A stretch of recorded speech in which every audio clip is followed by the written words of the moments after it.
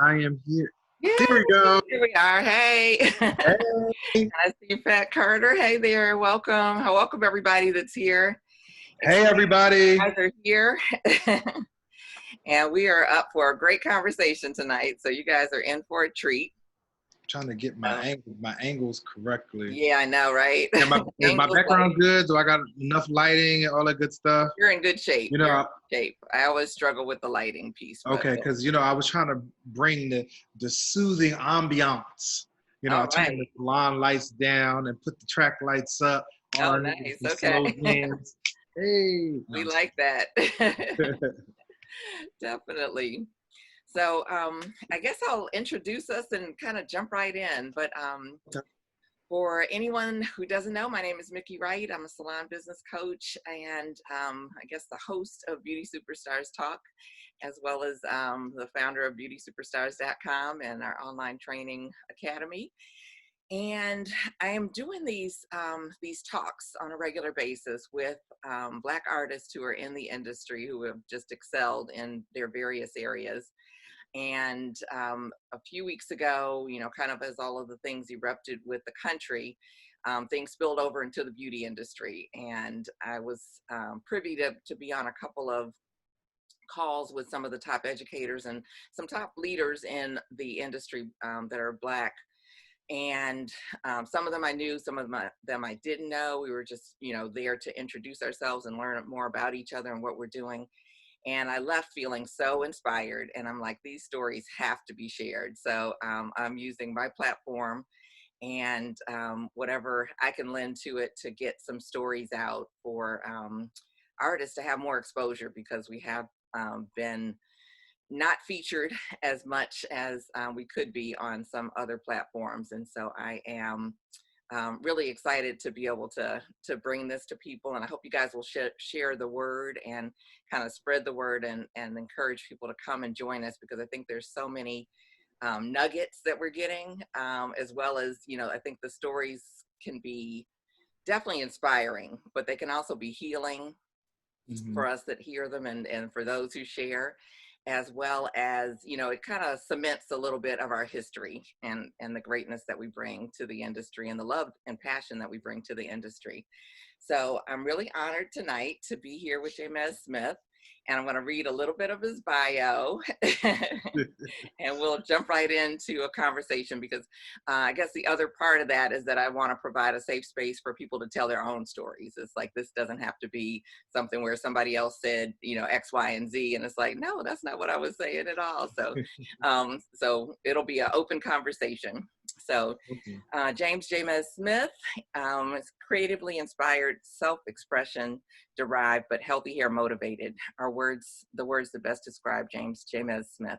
With endless studying and practice, he moved through the ranks from a junior stylist to positions of director of color education.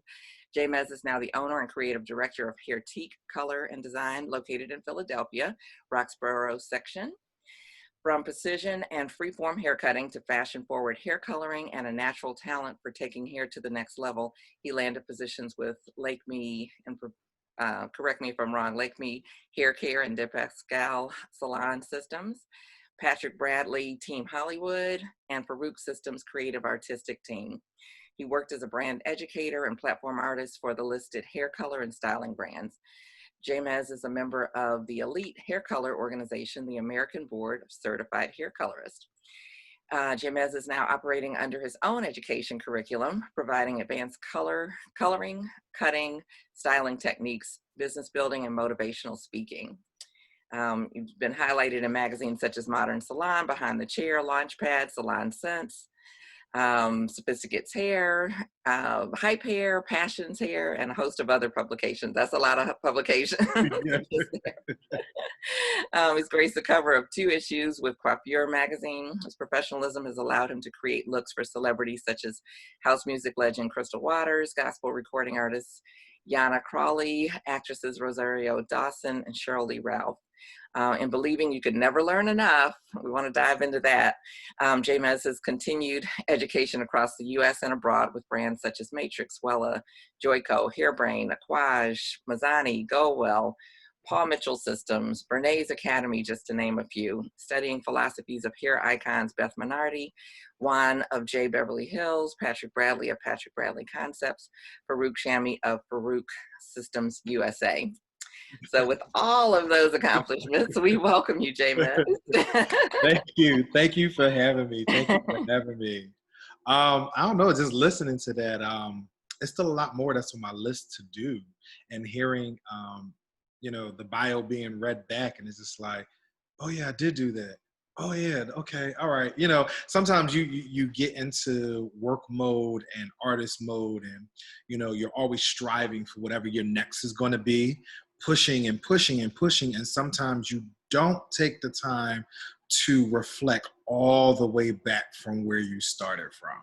Mm-hmm. So that was kind of like was going through my head as you was reading the bio, and I was just like, oh yeah, Right. So it was a lot of aha moments. But yeah, I'm happy to be here, and just to share, my portion of what I've experienced in the industry and how I move and how I operate. Just to let everybody know I'm just like you. Right.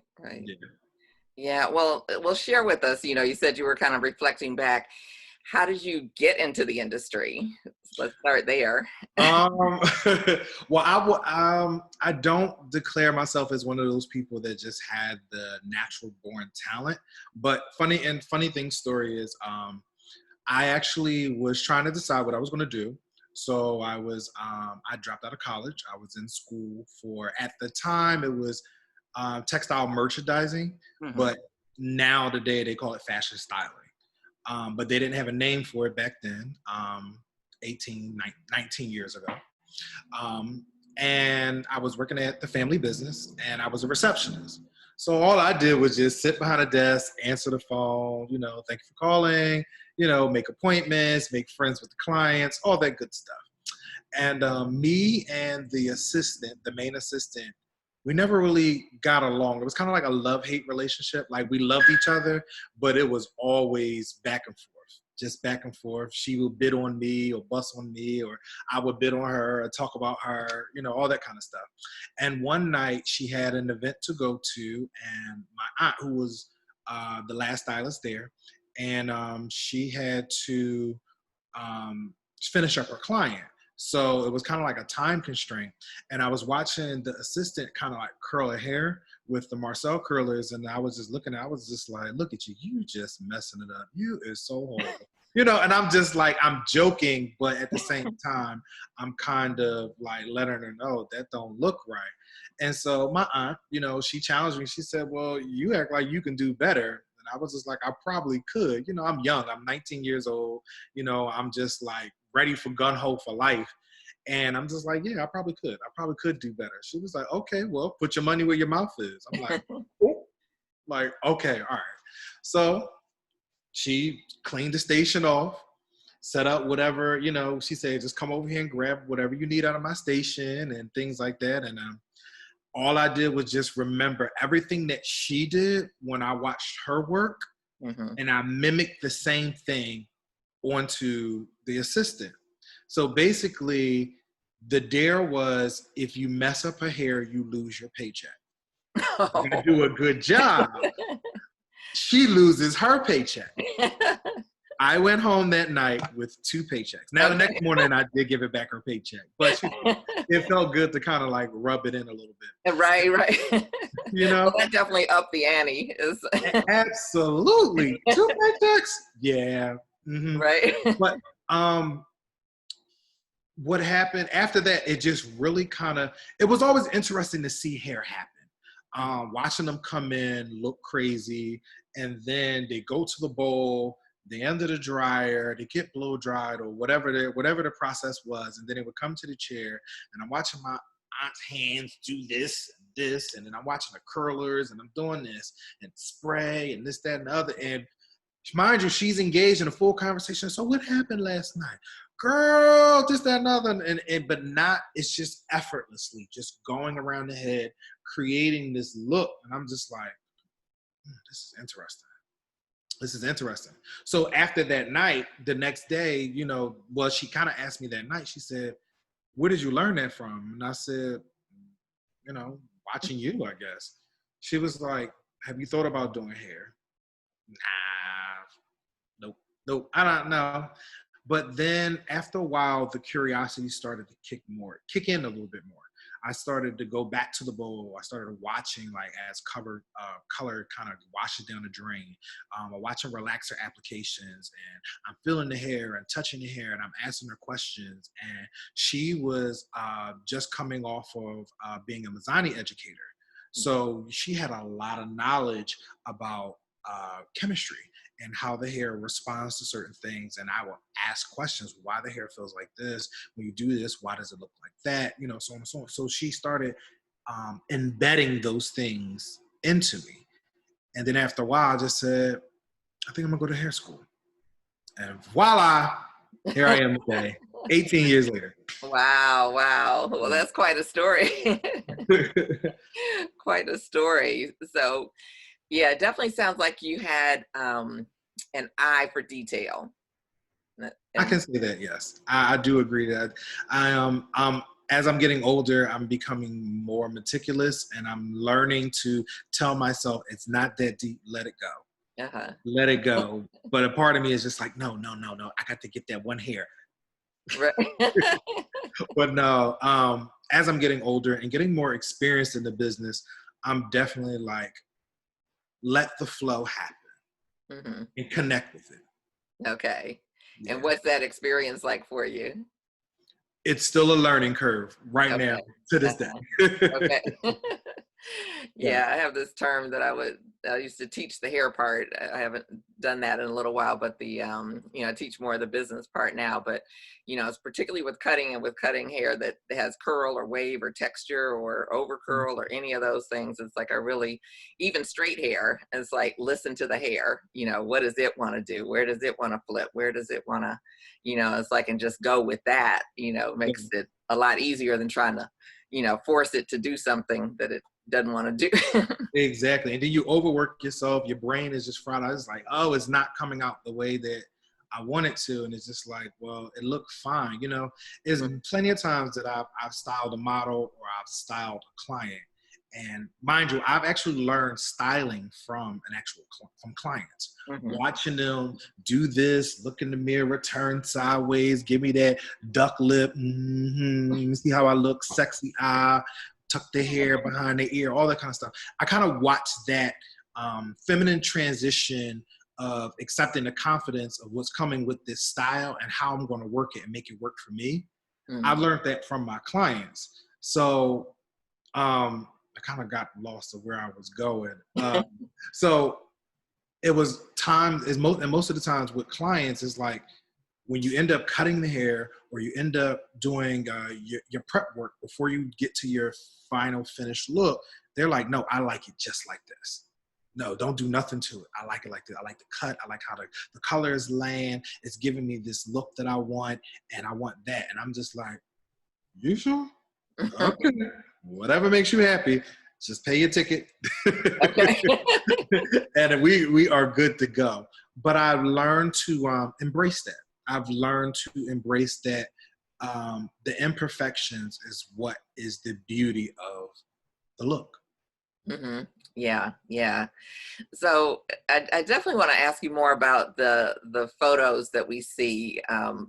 But I guess before I do, I want to go into what was the transition between going behind the chair into color, because it's like you've definitely taken a deep dive just reading your bio. Yeah. Well, it started off with hair school. The hair school that I actually chose was actually it was a majority Caucasian school. There were other African Americans like myself there, other nationalities, Hispanic, Asian. We were all there, but the school was mostly Caucasian, mostly white. And it was an Aveda concept school. It was kind of one of the first before Aveda actually opened physical schools outside of their teaching hub. I think it's in Indianapolis. Minneapolis. Indianapolis. Yeah, Indianapolis. And I went in and I was just awed by how they would do things. And so it kind of brought me in. So I got in there and I'm thinking, yeah, my aunt to show me how to do hair. I don't know chemistry, you know, I got this. I'm looking through the cosmetology book. Oh, this is so simple. I got all this. Yeah. Shoe in for school. Freshman and sophomore semesters is freshman, and then it goes to sophomore, junior one actually. So it goes to freshman, junior one, junior two, and then senior is all the levels of cosmetology school. So freshman kind of sucked at color a little bit. Sophomore, once you integrated your theory with practical, I sucked even more. And I mean, everything else I did really, really well in. From theory, haircutting, styling, setting to a certain degree, chemistry, anatomy, all of those things, it was just kind of like rolling off my tongue. But when it came down to hair color, I sucked. And all the people were in my class, because I had one of the largest classes, they were already assisting at large salons, top colorists in the city. You know, they were there to get their credentials, basically, get their hours in so they could take their state boards. And I'm just like, oh, y'all are not going to keep showing me up. You know, that was the mentality. So I just pushed. I like studied. I asked questions. I mean, I was on the clinic floor watching everything from teachers to being in the dispensary, all of those things. And I kind of just, it clicked one day. And I started to get it to the point where by my senior year, they were sending all the clients to me on the clinic floor. And it was like, oh, wait, what's going on? So after that, you know, I just kind of started doing like local competitions, and I just became more and more curious. And at the same time, I was also just getting started with Farouk Systems, fresh out of hair school. Didn't even have a full book working behind the chair, but I was in a class and just learning. It wasn't specifically about hair color. It was a combination of everything Farouk Systems offered between hair color, business, and it was a training. And so I was sitting in the back of the class, and one particular stylist couldn't understand one particular area of the class, which had to do with fundamentals of hair color. And I just looked at her and I was like, well, I think this, and, you know, and it's hair school. I'm still fresh. I'm fresh out of school. And I started explaining it to her, and she started to get it. So the educator of the class pulled me to the side later on. They said, how long have you been teaching? And I'm looking at them like, how old do I look? You know, no, I'm fresh out of hair school. And he was like, wow, I want to see you at another class. I'll be in your area, because I think I went to Baltimore at that time. And Farouk System headquarters is in Houston, Texas. And he also lived in Houston. So he did another class, I think it was somewhere in Maryland. And I went to the next class. And then I watched, and then he would start calling me to answer questions. And I'm like, what is this man calling on me? But okay, I would answer the question. So after like the series of the class, he actually began to ask me, he said, have you ever thought about teaching? And I'm like, what you talking about, Willis? Like, I'm like, no. He's like, no, I think you have a gift for it. And I said, okay. Kind of just dove in like head first. You know, I'm like going around, I'm assisting backstage for all the shows, just learning and asking questions, taking it back to the salon, practicing, jacking people up till I get it more and more. And, you know, I learned from working under Patrick Bradley, learn to make your mistakes your discoveries. And that kind of just kept me going. And I just kept going and kept going and kept going and kept going. And then I started seeking out other ways to advance myself with hair color outside of product brands. Because at that time, when I started doing hair, I mean, Redken was a big name. Matrix was revamping themselves. They had just came out with Soul Color. I mean, not Soul Color, NSYNC, NSYNC Color, whatever, their demi-permanent line. Okay. NSYNC, something, I'm thinking of the dance, the R&B group, I mean, the pop group, NSYNC. Right. And it was just like, everybody was gung-ho, oh, our product works the best because it does this and it does that. And it was just like, there has to be another way to master hair color without being brand or product. Color sync, thank you, whoever said that. Color sync, thank you. Without being brand specific. I mean, because technically, to my understanding, at that time, all of it does the same thing. Once you understand, have a strong foundation of what are you using, where you're trying to go, and how you're getting there, it all does the same thing. Some has a little bit more juices and berries and buffers, and some is just a little bit more raw, and the chemical is very, very strong. She got in. Okay. Hey, Halima. And I just kind of pushed forward from there. Just really experimenting, trying different things and formulas, and just really working it, trying to build a book in the salon and still assisting backstage for shows, and then still trying to have a creative outlet with competing locally here.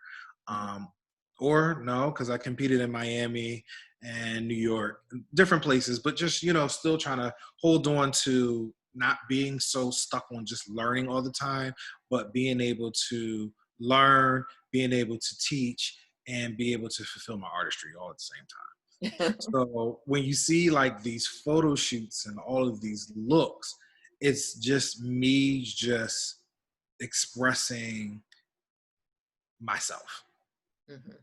It was my creative outlet because, my clientele is a mixed clientele, but my moneymaker clientele is gray coverage and my corporate women. And they can't walk around with pink and orange and yellow and lavender hair per se. I mean, now it may be a little bit more accepted, but 15 years ago, they weren't doing that. Right. So, it's to the point being in a salon, just doing every day, washing curls or washing sets and styling, I can kind of push with the edgy haircut, but the color needed to pop it off. It's the icing on the cake. Give me that zhuzh, and I would use photo shoots to be able to express that inner fierce, as they like to say. Okay. So I definitely want to move into the photo shoot range, but I do want to take you back to what you were saying. One of the nuggets, I guess, that Patrick shared with you is like, I'd love for you to repeat that for us because I think that was powerful. Yes. So let your mistakes become your discoveries, because technically no one knows anything was a mistake but you, because it may not came out the way that you wanted, but once you finished and realized what it is, where you went wrong, that actually become your discovery. And you can use that as a part of your foundation to build you. So let your mistake become your discovery. Okay. Powerful. We'll remember that. And with, kind of the balancing act of everything, what was, this is a little bit off topic, but what was like building your clientele like? It's like you have the talent, you've gotten the license, you've, gotten the interest in the color, and, just walk right in and everybody was lined up for you. Honestly, I will be able to say, because I was the nephew of the owner, and the stereotypical, I am a guy hairdresser, so we know how that goes. Oh, I want a guy to do my hair. Guys do hair better than women. I've heard all of that. And, and I think first, let me say that's not true. I don't think guys do hair better than women, because most guys learn from a woman. So that's always my philosophy. We're all on the same page. It's just, you just want to feel better in a man's arm, because you think we're non-biased, whatever makes it work. But I was one of those people where my aunt actually gave me a few of her younger clients. And then they told their friends, and then they told their friends, and then their friends referred and referred. So at least 85% of my clientele from the generation that I come from is all referrals. Awesome. All of my clients are connected some way, whether it's a coworker, whether it's an aunt, it's a cousin, someone. Very rarely I get clients from social media, which is now the new mainstream way to reach a clientele. I'm still word of mouth. That's kind of like my old standard staple. That's obviously that works for me. It works for Okay. me. Okay. So with social media being so popular and everybody trying to tune into that, do you feel, especially in like this post-COVID time that we're in, we're going to call it post-COVID, even though we're kind of still in the midst of it, but do you feel like referrals can, I got you. And I got my goggles too, and a All face right. mask. Yes. We've got to definitely mask up, definitely, do the whole sanitation, which I think has moved into sterilization, but that's another class. So, That's a whole uh, nother. but do you think a word of mouth is still a good way to, Honest, to, in all honesty, I think word of mouth should be the first, if not the best form of client retention. Because people relate to other people by personalities, and we're all by association. And 9 times out of 10, if you're in the market and your hair is freshly done, it's always somebody walk up to you, oh my god, that hair is sharp, where did you go, can I have a card? Or you're at a party, you're at an event, or wherever the case may be. Pictures and videos, don't get me wrong, they do work. You can enhance them, you can create a whole mirage, or Philomone, as they like to say. But seeing an actual person live and in front of you, a real person, and they can talk and say, oh, such and such over there did my hair, it always connects. It always okay. connects. So for me, it's still a key business principle. Okay. Okay. And you mentioned business cards, which a lot of the youngins are like, that's old school. They're We don't like, what? carry What's people. that?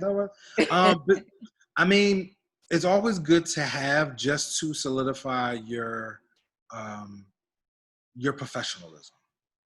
Because Mhm. sometimes getting on social media and having a social media presence, and you have 50, 60, 100,000 followers, yes, you have great pictures, but there are certain instances where you do not have time to necessarily pick up your phone, send a link, airdrop, text message. It's just a simple, here's my card, call me. Right. Right. It solidifies your professionalism. Right. It's kind of like having a blue check without having a blue check. Yeah, and like you said that you kind of have the strong professional clientele. It's like some of them, many of them are on social media, but not necessarily using it in that way, and some aren't even on it. Absolutely. Yeah, even if they're younger, it's like they're still just not on it. So yeah, I Absolutely. think that's great. So thank you for sharing that, because I think we're always looking for, how do we keep a clientele? How do we build a clientele? How do we find new clients? Right now it's kind of a weird space. A lot of people are just getting back. I think Philly and Pennsylvania are one of the last ones to open. So there's like the big rush. And then it sounds like for some people, and I said this, at the beginning, it's like when we get back, it's like everybody's going to be busy. But if you weren't that busy before, you may have a slump. Well, the thing is now, because it's required by state, a lot of us in this local area, we've all kind of adopted the one client to one stylist Definitely. routine, and it keeps you busy. Now clients, because they've missed you, even if you communicated with email and text messages or phone conversations, because a lot of my older clients, I actually called them on the phone just to make sure they were okay, because Right. with COVID-19, we know that, seniors are, most impacted, Mhm. or, easily, the disease was easily transmittable to them. I mean, not disease, the virus, excuse me, was easily transmitted to them. So I would reach out and just give phone calls to my older clients, and then communicate via text message or email to the rest of the clientele. Mhm. Um, and everybody was just, everybody's missing you right now. So everybody wants that attention. Everybody wants, some people was just looking crazy, and now they're coming back to the salon. They want new looks. They want color. They want haircuts. They don't want to feel like what they've been through for the past 4 months, with the news telling you one thing, the president is telling you something else, and then, we're in a whole unrest situation with the race riots. And it's just, clients want to be refreshed. So right now, everybody, if you haven't done it yet, this is your opportunity to get to, as we say, get to your bag right now, and create all of the things that you wanted to do with these clients, whether you want to add extensions, whether you want to do custom cuts, all of those things. You want to cut them off and start them all over. You know, you want to lift them up to a level 10 and let them grow out. Trust me, right now, they're at a point where everybody wants something. So run for it. Go. Right. Do it. Let your creativity go, right? Exactly. Yeah. And they're willing to pay. Right, exactly. And so, yes, that's another conversation too. But I do want to touch on that because in my experience, men seem to be a little bit less hesitant to charge. I'll say it that way. And I just wanted to know if you have experienced that, you know, through working with, I'm assuming men and women throughout your career. I've mostly been around a lot of women. I have men hairdresser friends, but we've never really worked together. I worked with maybe one or two. Okay. Unfortunately, it didn't end on the best terms, but you know, it comes with the business. Right. But to go back to your statement, no, it takes the person who has a business savvy mindset of knowing the clientele, knowing when the trend is, or knowing when the right time to stream to go up for prices. And I'm actually learning that. And the two people that I've actually admire, they're salon owners. They're actually on this now, and they went up on their prices, and they looked at me like, well, why you ain't go up on yours? I was hesitant of mine because I've been doing hair for 18 years and I've had a lot of the same clients for 18 years. And you know, so it's like, I want to make sure they understand my value.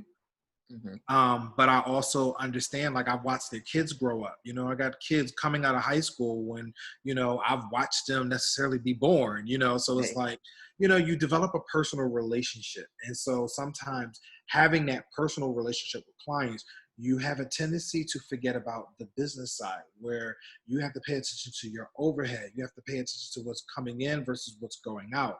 You know, sometimes you lose sight of your ticket building because, you know, you're using a scoop of conditioner that's going to cost you almost 75 cents for each head. It's just like your mindset doesn't think about that. And there's two stylists on here, and I'm like, dang, y'all get to go up. I'm not mad at you, but they push me to go up. So the statement as far as men versus women, men are more easy. Nope. Because the ones I know that are Crystal from Salon C. Kelly and Halima from H Styles, they play no games. This is what I'm worth. If you're paying it, thank you. I'm going to give you a quality service, and I'm going to make you look fabulous. But this is my bill. Run me my money. Right. And I being in their presence and talking to them, and I used to work for Crystal. I've learned. Listen, charge what you're worth. Know what it is, and understand it, and get your money. You know, build your ticket, and it's not necessarily about. I mean, we're all in this business to make money. I mean, truthfully, we're all in this business to make some form of compensation. I mean, in the beauty field, we're sending the kids to college.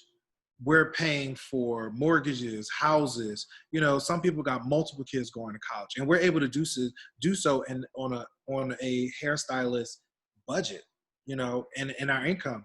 You know, we can make anywhere from just a measly $35,000 or $50,000 a year to almost $250,000, if not more, $500,000 a year, depending on how you have your business structured and set up. But the only way that you want to get to those highest numbers is you believing in yourself and knowing what your value is. So kind of jumping back to when you was asking about how did I build myself, I always wanted to charge more money for hair color because I saw what it take. I didn't mixed up 3 or 4 toners just to get that right perfect hue that's going to go with your skin, that's going to last long, keep your hair on your head. You know, it took a lot.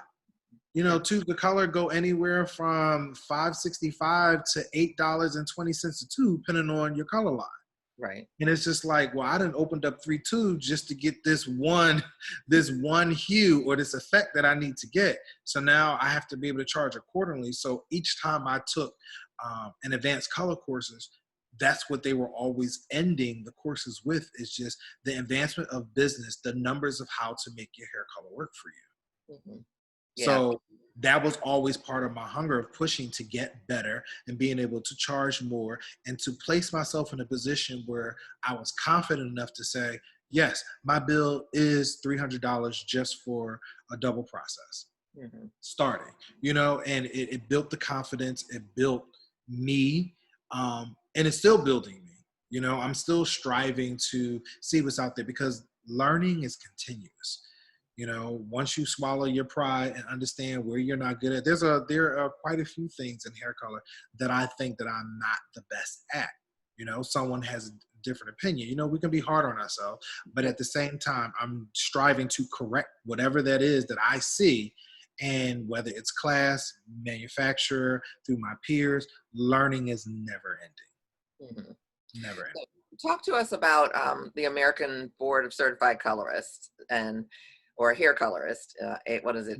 I hope I've got all the words right. We just say ABCH. We don't even pronounce it all the way out. ABCH. So tell us what it is first, and then kind of why it was important for you to be part of it, or if it was even important for you to be part of it. Gotcha. Well, it's the American Board of Certified Hair Colorists. It is a organization for professional hair colorists that want to challenge themselves to be at a certain level within their career. So their curriculum actually retrains you. So when you're taking the exam, it's all about preparation. You have to follow directions and you have to prepare. A lot of times as artists, we just go and we just gonna do it, get it done. And, we go in the back and we're going to go pray. Oh, Lord, I hope this come out. I done mix X, Y, and Z. And they're looking kind of crazy right now, but I know that it's going to come out, but I'm going to pray. If not, I got to offer 15% off, whatever the case may be. So ABCH, American Board of Certified Hair Colorists, actually trains you to be confident in understanding each and everything that you're working with. What does the foil do? How does developer work? When is the time to use it? All of those things. Placement, color placement. Though I've taken, excuse me if you heard that chime, though I have taken so many courses that talks about color placement, I feel like with ABCH, once you develop all of your basic fundamentals and principles, you become much more equipped to be able to create your own collection, your own theme, your own theory or approach to be able to achieve a look. And now when I took it, I got it 2015. I finally passed, which was a whole story about that.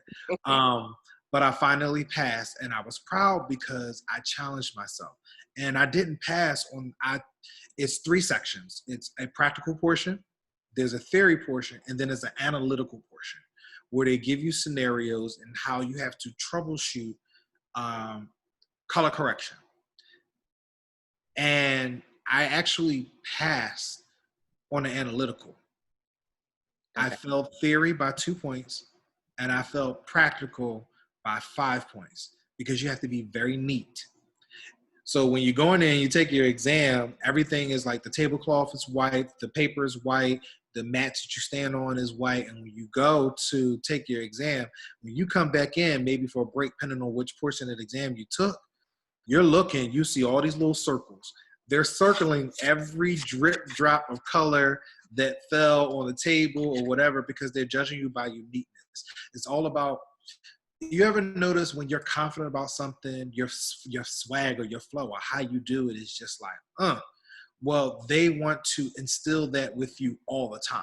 So it's all about your neatness. It's all about having your visual set up and you know what you want. You're going to grab it, you're going to use it, and you're going to place it back. You're not fumbling and moving all over the place. So that was part of like the mental discipline of achieving or preparing to pass the exam. For me, it definitely taught me the next level of understanding hair color. It definitely taught me the next level of how I was very sloppy with foiling. And it really just, it brought me to the next level. And as you continue to practice, it kind of just sticks with you in your head. Now, I do know that a new book came out last year. I haven't obtained that yet, but I'm definitely curious to see how they've updated the curriculum for ABCH. Yeah, well, that sounds really powerful, in terms of, like you say, as creative people, sometimes we just go with it and pray. And Lord Jesus, please, yeah. please, please, Lord, let me see. If you But just no, it definitely one more. challenged you to think. It Right. definitely bring you outside of your comfort zone. Hmm. But once you get through it, now you have a new adaptation to add into you. Right. And Right. it's a wonderful thing. So I encourage anybody to try it. Even if you don't take it, doesn't mean that you're not a great colorist. But if you are into challenging yourself, try it. Okay. Go for it. Okay. And so are there forums or educational events that you can, like, say, advance to and teach with that board, or how does that part work? Um, it's for people who are truly into hair color, they understand the respect of ABCH. So it has opened doors for me um, with my resume, going to work for brands and manufacturers or interviewing with manufacturers. It definitely helped place me at a different bar, definitely raising my bar. But again, I'm an endless learner, so I learn from anything and everywhere. So it added to, but it doesn't stop there. Okay. Okay. Makes absolute sense. So tell us a little bit. It's like, before we kind of dive into this creative piece, it's like race has been at the top of the everything lately, and it's like, you're a Black man in the beauty industry. Has there been any way that that's affected you? It's like, I feel like this is still one of the most segregated industries in the country, Yeah. not the world. In the world, actually. Mhm. Um, Funny thing is with the whole racism, me personally, the people that I've been around, even in education, they have been very supportive, very uplifting, Mhm. very gun ho behind. When I work for Lacme, which is based out of Barcelona, Spain, Mhm. and D Pasquale is a distributorship North Jersey, who is the North America main distributor for that product line. They were very supportive with everything that I wanted to do. Striving for ABCH, shooting for NAHA, even providing me with all of my hair color, all of those things when I went to go shoot for NAHA and a few other competitions. I didn't place, but either way, the creative flow was just amazing, and those are good times. But anyway, moving forward, I can honestly say, even in only time that I've really actually experienced the racism was more so in hair school. Just every time an African American or texture hair woman would come to the clinic floor, they all automatically gave it to me. And, I had to put my foot down. No, I want to do everybody. I want to learn everybody. I have a skill set to work on everybody. Right. And, I refused to do hair. And it was like, are you going to suspend me or are you going to let me do hair? But like I said, most of my experiences wasn't truly race related. So God had covered me with, I may have heard other people's experiences was different from mine Mm. in the same situation, even working for the same company. But through my lens, I was blessed to not have received direct racism from the companies that I work with. Unfortunately, the reason why some of the companies that I left was because of my own peers. The people were of the same skin color as me. Mm. I don't want to say racism. I don't want to say it's prejudices, but it's definitely a different mindset when people look at you through a certain lens. Prime examples, we have social media. If it's people that's in this process that's viewing this video right now. They've got 50, 60, maybe 150,000 followers on social media. Mm-hmm. I have not even touched 6 yet. Mm-hmm. And I have people that don't engage with me because I don't have that following. Even certain platforms, even some of the Black platforms of the social pages that are popular pages and things like that, they don't engage with me because I don't have that following. Mm-hmm. And I kind of didn't want to necessarily bring this up, but it's still relevant. It's part of my story, and I don't want to shoot down our culture because we're working hard to build new walls and open up doors of opportunity. But we also got to look at how we view each other, whether it's for opportunities, because, some people are opportunistic. That's not my character. If I see great work, I say it, I shout it, I give it to you. I give you kudos. I don't think that I'm the best at everything, but I do know what I know, and I know it well. But there's always another person that's on your level that views it from a different perspective. So, most of my incidents has come from my peers that look like me. Mm-hmm. That breathe like me, that grew up in the same neighborhoods as me, or style is similar the way that I style. And it's a popularity thing, with social media.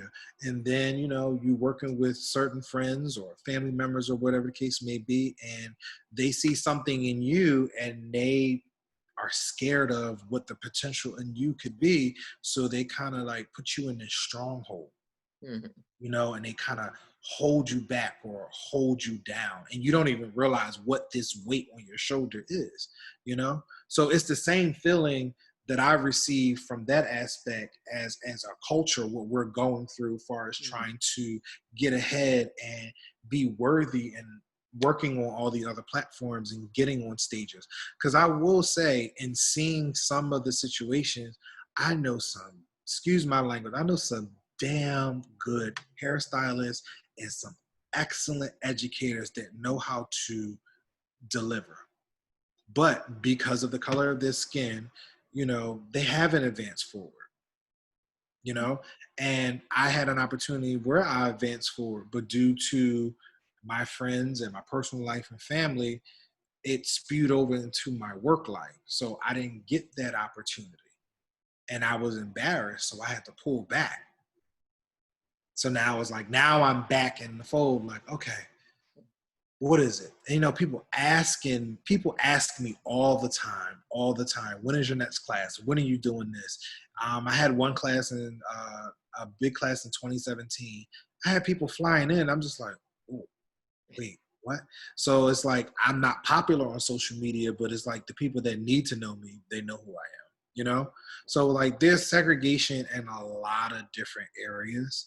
And unfortunately, I've been, like I said, God has covered me where I haven't necessarily experienced direct racism from other cultures. It may be, you can maybe say racism. When I used to work for Lakme and I would go into a lot of salons, all the salons I would teach in were all Caucasian. And they were apprehensive of seeing me, and it could have been skin color, or it just could have been do this, or they just do with anybody. Stylists, we're very territorial. So what you gonna come in here and show me? I already know everything.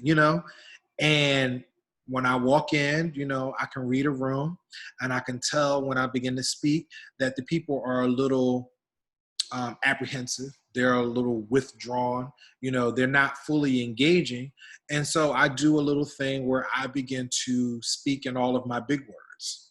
And when I begin to speak in all of my big words, just talking, doing color spews, the eyes light up like, oh, and I grab their attention. So then I wheel them back in. And then I begin to say, I let them know this is how I communicate with everybody. So as you guys let me know the temperament of how you want this class to go. Do you want me to speak completely in professional terms, or would you like to speak to me in everyday salon language? What's your preference? Because I can do either or. And 9 times out of 10, just me asking that question opens them up, and they just want to hear just regular salon, everyday talk. Right. But that's the only time I've actually really had to put my foot down to push, Right. When it came down to other races. And that's just more of a, who are you? What can you show me? And Absolutely. that can go any which way you want to. Right. Right. Yeah, well, I definitely appreciate you sharing. It's like there's definitely a lot of, like you say, layers of various ways that we segregate from each other. So it's Hmm. like that's definitely something that we unfortunately have You to got to do. work on it. Yeah, and like you say, especially with the social media, it's like there's definitely a lot of people who are being selected as educators because of the size of the following that they have, but they're not actually good or proficient at actually Mhm. teaching. And so people come to the class and they're disappointed with what they're getting. And then, like you say, there's a lot of other people who are great educators who may not have as big a following and that type of thing. So Mhm. there's definitely a lot of pieces that we need to continue to move forward with. Definitely, definitely. I would say that social media has definitely have allowed influencers to influence education. Mm, Um, you take the good from it, you take the bad with it. It's just my experience. I've been to quite a few influencers class, and I was disappointed. Coming from an education background, mhm, studying under certain people, um, being in certain classes, going overseas, and just seeing how every form of the beauty industry that I've experienced, baby, you're not connected. This is not a live cam, and you get to talk to your followers. Like, I need a little bit more. right, But right. there are some influencers that have learned about education and begin to change their platform. Mm, So it's all about what do you want to get out of it. And you got some people that's just, I'm going for the dollar. I'm an influencer and I'm going to make this money, and if they keep asking, I'm going to keep doing it. I don't care who it affects.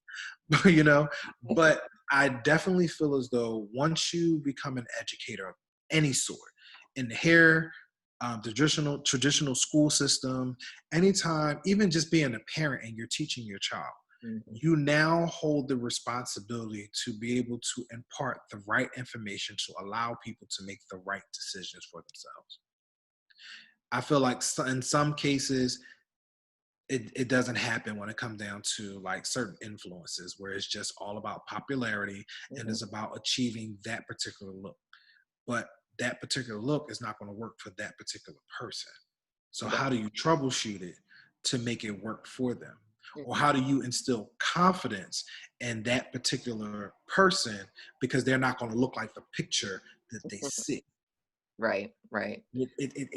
It takes an educator looks at things from a bigger perspective. Mhm, They count out all scenarios, this angle, this angle, this angle, this angle, and it's our job to learn all of these angles, so when it becomes time to teach, to inspire, to motivate, allow your students or the people that your peers that you're that's learning from you to choose which avenue. mhm. You just lay it out there and you just give them a little tap on the shoulder. You can do it. Try it this way. Yeah, I mean, I think what you're saying is so important. And with, long before social media, is like I've always felt like some people are able to do what they do really well, but they can't explain what they're doing at all. And Yeah. so you have to, it's like if you're going to be an educator, be able to break things down, like you say, look at it from a global perspective, but also be able to take it down to that basic first step to make it so it's like, oh, okay, that's the aha that I need to get the rest of it. Because I can't even get the rest of it if I don't get that first aha. Yeah. So, And education, I feel like that is the complete joy for me, even though I stepped away from education for a long time because I got intertwined with social media and not meeting what the trends were and not being able to adhere to what was popular for social media. And I felt like I'm not getting these likes. I'm not getting posted on these pages. I'm I can't get past 25 likes or 50 likes on a mhm, particular picture. And for me, it started to weigh on me like maybe I don't have it anymore.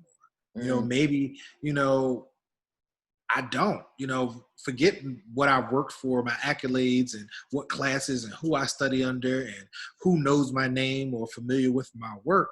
It's just like, dang, I ain't got it no more. And I actually went through a spiral for about 2 years of just like, I would post, but it's just like, there was no heart behind it. There was no passion behind it. It was just like, man, I'm just going to post, just to stay relevant. I don't care. Here's the information. And clients even started to say, like, what is wrong with you? And I'm like, I don't have it. And, they had to preach to me like, yo, I don't know what you've been smoking or what you've been around, but you're good. And that's why I'm still here in this chair.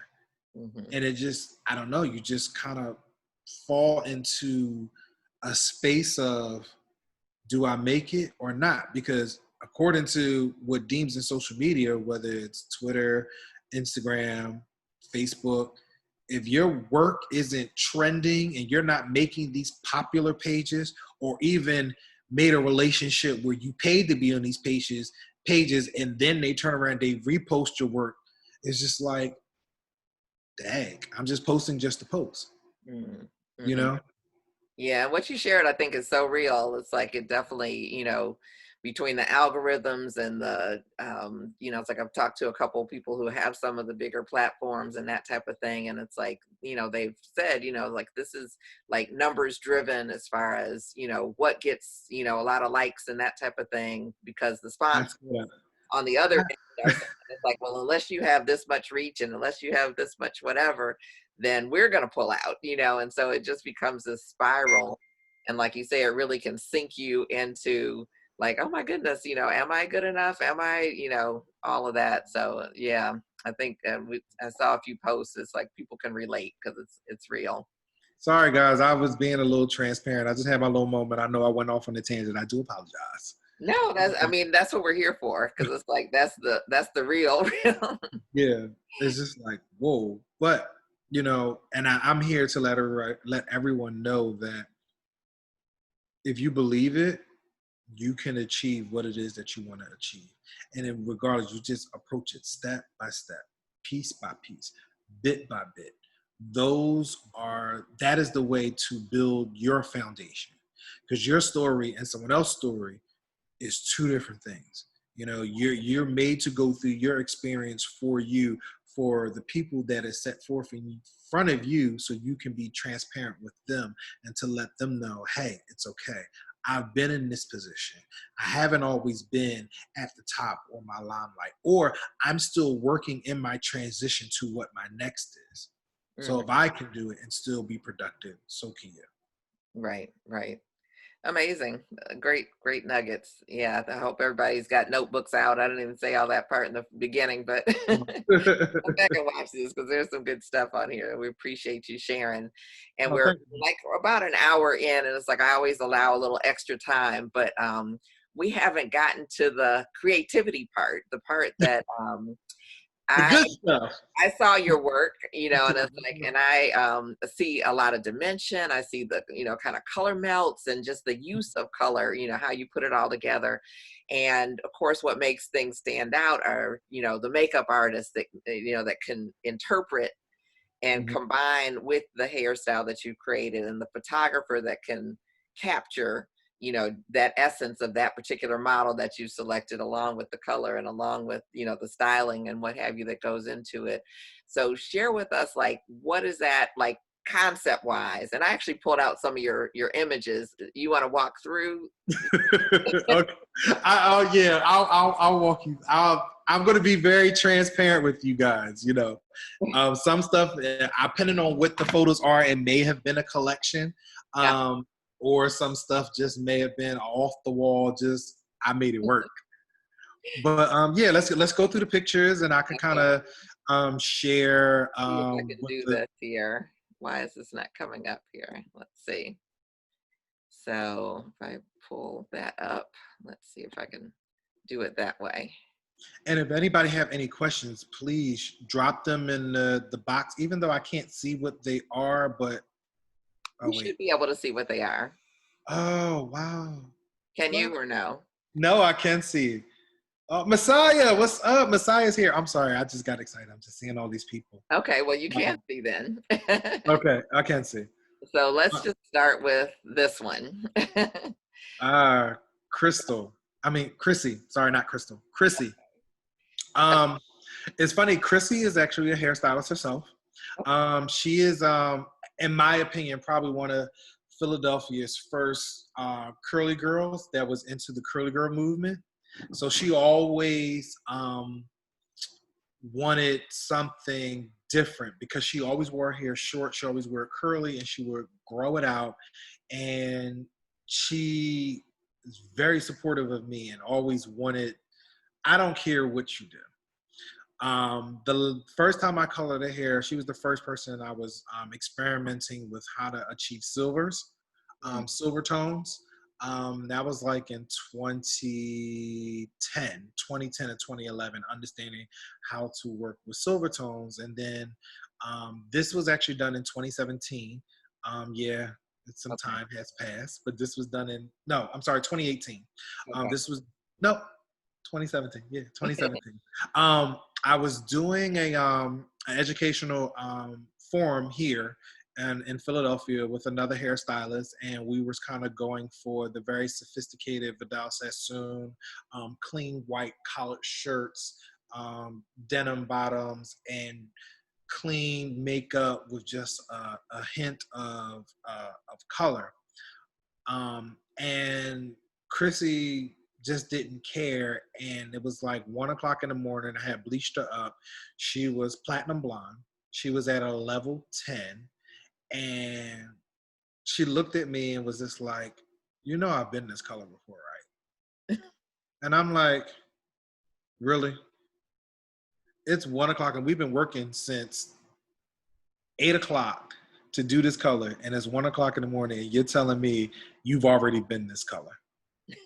So I grabbed the first thing that I saw, which was Peacock Green by Joico, and I started putting it on, and then it just clicked. I remember I was in Target probably about 3 weeks prior, and they was introducing this new towel collection. I don't know what it is. You know, Target always got something new. Target is addictive. But I remember the display, and it was different shades of green. And it was kind of like in a fade. It was like a lighter green, a hunter green, and then it was like they threw like this seafoam blue towel, and it was all rolled up. When I started putting the color on, that made my mind go back to that. So for me, I get inspiration anywhere. I can walk down the street, I can see a rapper, I can see a car, I can see anything that gives me inspiration. You know, the leaves on the tree, the flower of the garden, anything can give me a form of inspiration if I see a color palette that I can make work. And that's what I started to do. And I started to move in like a balayage motion of where there were peaks and valleys and moving in the V's.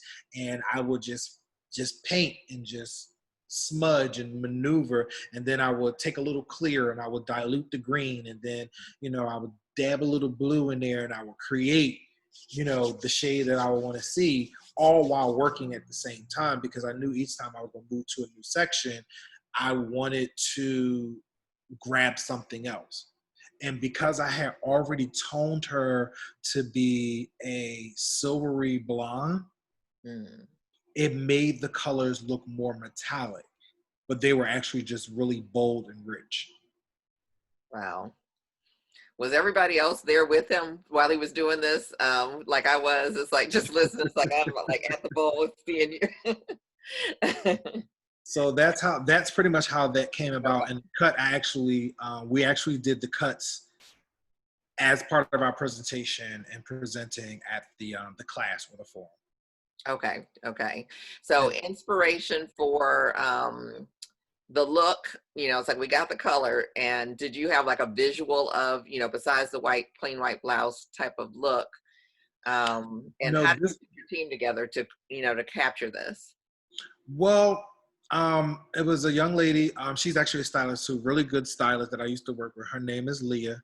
And Leah also is one of the people that actually do makeup as well. And she was like, what do you want? And she talks in this little sweet, innocent voice. What do you want? I don't know. And I was like, Leah, if you don't just go ahead and just do something. And she had one face on, and then one of the photographers, right after we got off the stage, was like, I need to film your models. Let's do it now. And Leah just went in and touched up the makeup and just enhanced what she already did and incorporated the colors that were in there. And when I tell you, it was just one of those situations where it was magic. The photographer caught it fresh off the stage. I mean, you still see the tees and the little flyaways. I was trying to, get in there and try to smooth everything out so it was a photo finish. But unfortunately, the imperfection is what made the photo. Mm-hmm. So that was one of the moments where you had to let go of your idiosyncrasies of everything being in place and let it flow right then and there. And it worked. Yeah. And it worked. Yes, extremely well. So thank you for that. Let's see. And let's do another couple quickly. So share with us about this one.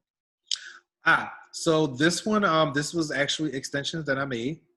Because our hair was actually the formula that is, there's another picture of this young lady, and her hair is actually white. Is that her? Yes, that's actually her hair. Okay. And that same formula that's on her hair was the formula that I used on the peacock green.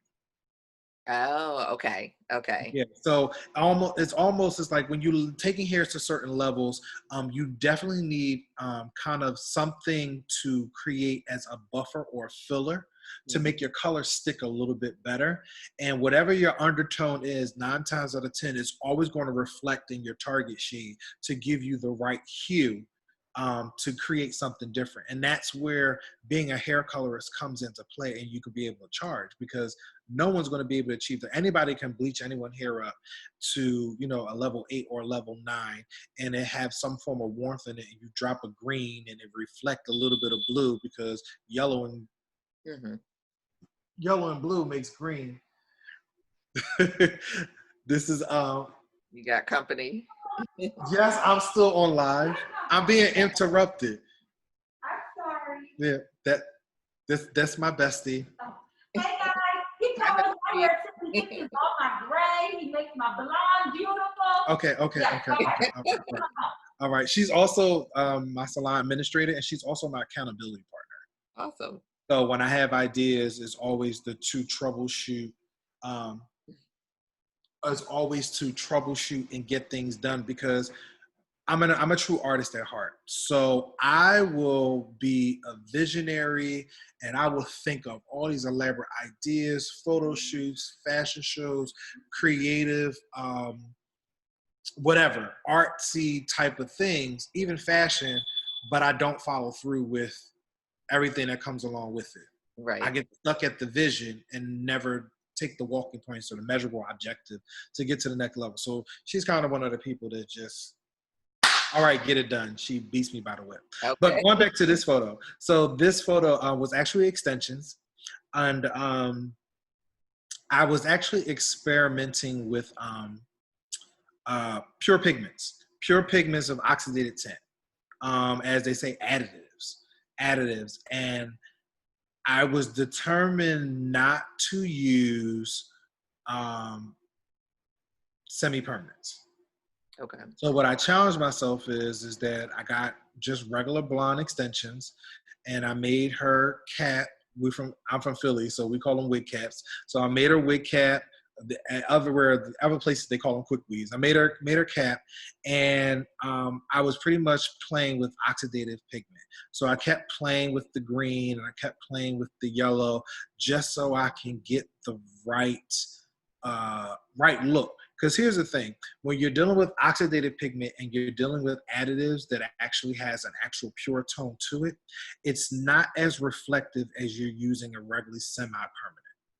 Because it has to oxidate, it reflects a lot less light. But the photographer was able to capture this photo with the right lighting to make it pop. Even though in person it still looked good, but from my eye, I can tell that I use oxidative tint as opposed to direct dyes. What you see is what you get. Okay. Nice. We love it. So, thank you. Makeup artist, photographer. selection Uh, of work? the photographer was a gentleman in the New Jersey area. His name is Kamal Kuntz. The makeup artist was actually this fabulous makeup artist who actually does a lot of work with American Salon, and she does a lot of extension advertisement campaigns. Her name is Daria Latham. Okay. Daria is amazing, but she's also one of those people that felt the same way I did because I'm not popular and I'm not there, or I maybe not be worthy because I'm not getting the same gigs or the same opportunity as other people. Got it. But definitely a phenomenal artist. We can tell. Yep. Yes. And so that's the same young lady. Yes, that is the same one lady when we snatched the wig off. Okay. And we did a pin curl set after I lifted her up. And I just used a regular toner, a silver toner over top of her blonde with a little bit of clear because I didn't want it to be too silver, but I definitely wanted to remove as much of the yellow as possible. Right. Okay. So it ended up being really, really good. The only thing that makes me sad about this young lady is she was so conservative that I had to color her hair back. We did this on a Saturday. By the next Friday, she had to come into the salon, and I had to color her back down to like a level 6. Wow. And my feelings were so hurt, Hurt your heart. so hurt. But we still got great photos that day. Absolutely. Absolutely. And sometimes that's the case with models. It's like you have to do what you want to do and then get them back to where their comfort zone is. But she wears it stunningly. So Absolutely. any quick things you want to add to this one? This is one of the ones where you just, at that time, I was really going into this whole neon green phase. So I think every color that I did that year every color palette had some form of green in it. So I was just really going for, I think green is kind of like a signature color for me. Even though I don't wear it a lot, but I find myself gravitating towards it. Using green, whether it's a lime green, neon green, subtle green. And for me, I was really going for that muted metallic look. And so this is another example where I made the hair kind of like silver ashy, a silver ash first, Okay. to pre-tone first and then use my colors over top of it. And actually these colors were a combination of Kenra's Neon Yellow, Mauve by Joico, and one other color. And all I did was just go in and just take slice panels across the front, diagonal, and just layer them back to back. So it was just, there was no break. Okay. You just, no matter which way you combed it or styled it, there was always color coming from some direction. Yeah. The makeup, I just wanted to be very neutral, very nude, very simple, very clean, borderline advertisement vibes. Yeah, stunning. And we hear, I don't know if everybody's picking up on all, like, why we see so much dimension in your work. And it's intentional and there. I'm going to see if I can stop the sharing. Okay. But thank you for walking us through some of these looks because they are amazing. Thank you. Listen, does anybody have any questions? Yeah, let's see what I can see in the chat here. Okay, so I'm going to go backwards. I have Pat Carter. She wants to know if I want to get a blue on a level 3, should I lift then pre-tone? Pat, to be truthful, on a level 3, unless you are dealing with a super highly pigmented blue, I guess my question would be, Pat, in seeing the blue that you want, do you want it to be reflective from the sun and have a hue of blue on a level 3, or do you really want to be able to see the blue? If you really want to see the blue, you're going to have to move past a level 3. You're going to actually have to go to at least a level 7 or a level 8. And depending on the shade of blue that you're going to use, you're probably going to have to create the right shade of blue for it to be able to reflect darker, if that makes sense. Ideally, if you're moving to a level 7, I would say to make your blue kind of pop, I will probably actually add a little bit of violet, just to give it a little bit more punch, if that helps. But if you just want a blue to reflect off a level 3, you're going to have to use something that's highly pigmented. And the only thing that I can actually think of is that pigmented. If the hair is natural and or relaxed or chemically treated, you would have to probably use something equivalent to Goldwell's Illumin. Okay. Their Really good BB. answers without having demos. It's like it's sometimes hard to Yeah. hard to have those answers. So I hope that made sense. So we've got another one. Let's see here. Jay and Melissa, which color lines have been your favorite working well with textured hair? All of them. And the reason why I say that is because if I had an opportunity and a bigger budget, I will actually have something from every single line that except for one line that I could probably do without. And unfortunately, that seems to be a popular of people is a line. Maybe I'd rather not say that line. But I've pretty much I used everything. I've used a lot of stuff and found different reasons why I like certain things. Mm-hmm. Prime example, Matrix Soul Color. Mm-hmm. I like their browns from levels 3 to 6. Only their browns.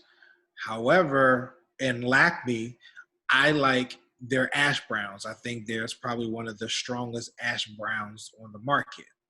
And I would use them from level 5s to moving into a dark or medium blonde in 7s. Joico, in my opinion, out of all the semi-permanents, Joico has to be one of the better lines because even though they can be staining, they're much more easily to be removed and not get this crazy untouchable color as opposed to using Pravana or using something over the counter like Adore or one of those lines. Pulp Riot, they have really good soft pastel shades. Right now I'm using Shades EQ. I've definitely have learned to master using the acidic demi to work for me. I've used Wella. I'm currently using Cadis. I like Cadis for the price point and the coverage that I'm able to get at the same time, which is almost $2 cheaper than using a Wella color, but yet I'm still under the same umbrella. And a lot of the newer ingredients is kind of working simultaneously between the two. Lighteners, my go-to lightener, which was I've been using for a very long time, is Joico's cream based lightener. My second go-to lightener was Wella Blondor, but unfortunately, since Redken's Bond Builder Inside has come out, that is my staple. And now that Cadis has also done one with a bonder built inside, I actually use that as well. It's so much. Like I use Goldwell's Illumin. I think Goldwell makes really, really nice matte blondes if you're a very technical type of person. Their matte blondes, the ash blondes, they create a very beautiful matte blonde. What else? Pravana, I use their color remover. It's so much out there. Like it's so much that I like, and if I have the arsenal to just grab every single thing, like my color bar would just be ridiculous. I'll probably look like a whole beauty supply store. Okay. I was gonna say take up your whole salon. Yeah, well, this has been so amazing. I want to thank you for being here, for being so transparent, for sharing so much of your creativity and your knowledge around color, as well as, the rest of the industry, and sharing your story. we've got, I think, maybe a few other questions coming in. I'm going to, what we're going to do is end our session here and have a little talk after the talk in our Beauty Superstars group on Facebook. So if you guys want to join us there, if you're already a member, you can come right in. And if you're not already a member, just request to become a member. It's Beauty Superstars. Superstars is all one word and capital S and an S on the end. And that's our group on the Facebook platform. And we'll do a little talk after the talk and be able to bring Jamez up. I appreciate your generosity with your time. It's like we're a little bit over, but it's like we got so much out of it. It's like, it's exciting. So, well, I would like to thank everyone who took the time to jump in. And Miki, I definitely want to thank you for allowing me to be a part of this platform. And I hope whatever information, whatever I was able to share, my experience, my story was able to help someone see a clearer picture for themselves. And move forward of whatever it is you're trying to do, go for it. I'm team get it done. I'm team whatever makes you happy, whatever floats your boat, do it. Though I do have a certain reservedness or a certain pedigree of approaching certain things, just because I do it my way, the way that you may do it, if it works better for you and you're able to understand it, and if you're into teaching, being able to explain it someone else can understand it, do it. Go for it. Yeah. Well, thank you. It's like, I think that kind of sums it up. So we'll leave it right there. I want to invite everybody, thank everybody for coming tonight. This has been great. I love all the interactivity. Love your questions and everything. If we didn't get to something, it's like, I hope you can join us in the, on the Facebook group so we can, potentially be a little bit more interactive with our talk after the talk. And want to let everybody know, it's like I'll be back next week with Joie Wallace. She was here in the audience and cheering you on, Jamez. That's Auntie. What'd you say? That's Auntie. She's like my auntie on Instagram. Yes, we talk all the time, and she's always pouring good information and always making sure that I'm uplifted. And you got this. You sure? You good? You okay? What you going to talk about? What are you going to do? And she's always pushing for me to just be a better me. Mm-hmm. So yes, definitely. When she comes on, I'm going to be right there. Even if I got a client, I'm going to be right there. She definitely, beautiful spirit. I'm excited to see her on. Yeah. And we all need that person that pushes you and says, you can do it. And what are you going to do? And how are you going to do it? Absolutely. And hold you accountable. So, yeah. So I thought it was interesting. It's like I've had the first part of our segment has been all J's, with Jessica last week, Jamez today, and Joie next week.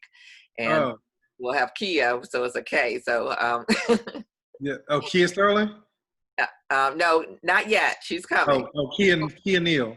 Kia Neal. Yeah. Yes, I love Kia. She's also ABCH, and she's definitely knocking down doors right now. So right. Yeah, can't wait to have a conversation with her, and we will have Kia Sterling. So stay tuned. Oh, you're about to have some good stuff. I'm excited.